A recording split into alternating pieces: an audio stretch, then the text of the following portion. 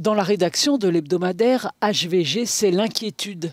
Le journaliste David Derceni, qui travaille ici, a été espionné via son téléphone.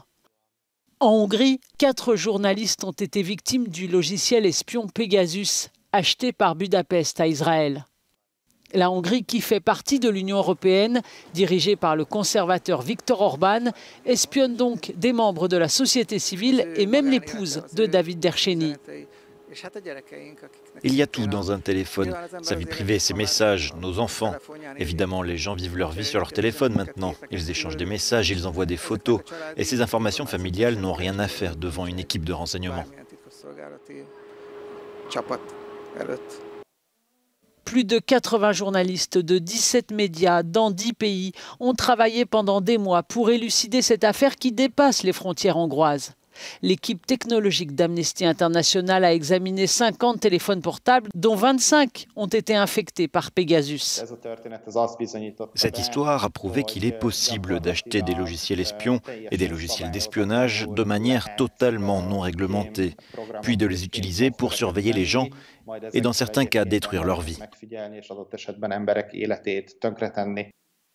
Le téléphone du journaliste d'investigation de Direct 36, Andras Chabot, a également été piraté. Selon l'enquête, son téléphone portable a été surveillé à 2 reprises, les 2 fois dans les semaines qui ont suivi la publication d'un article important.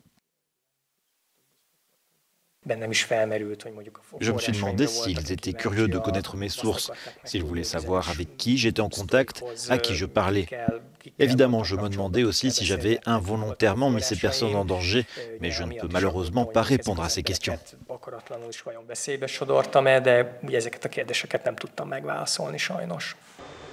L'affaire a suscité un tollé international.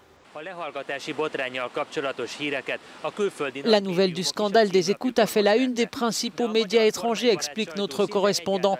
Mais la presse hongroise pro-gouvernementale n'en a pratiquement pas parlé. Du côté du gouvernement, la première à évoquer l'affaire a été la ministre des Familles, Katalin Novák, mais elle s'est contentée de dire qu'elle ne s'occupait pas des rumeurs de la presse.